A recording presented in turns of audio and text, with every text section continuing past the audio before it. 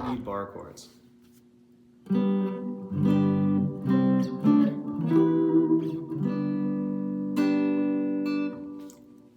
Bar chords are great. They sound really full, they sound really nice, but they're just made of triads. They're made of 3 notes.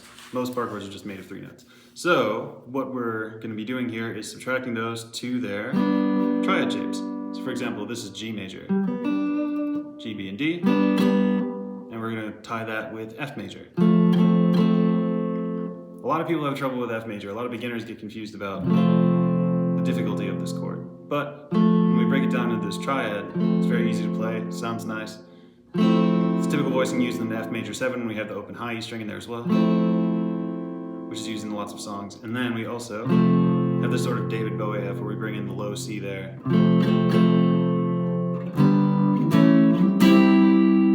And that's a great, really movable shape on the fretboard.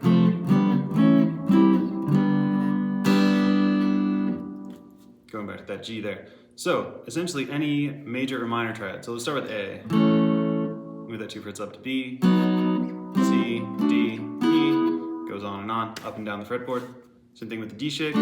D, E, F, G, A, B, C. And those are all just played in that same one shape.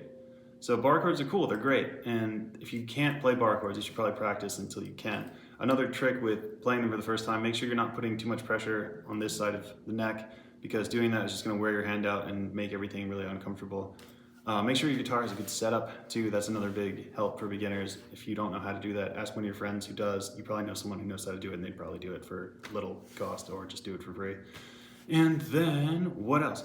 Well, yeah, any minor shape, B minor, C minor, they all just work the same way.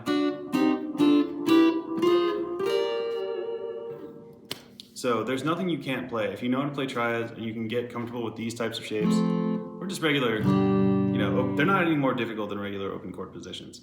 So if you can get comfortable with these shapes, understand where the notes are by studying theory maybe a little bit more, you can get and play any song that you want to, even if it has some weird or unusual chord voicings. And a lot of those weird or unusual voicings, like minor 7s and things like that, are available as open chords as well. E minor 7, G7, that kind of thing. So there are a lot of options with bar chords. So just keep an open mind and remember that you don't need them. So don't let them hold you back from learning. Don't let them hold you back from trying more difficult material.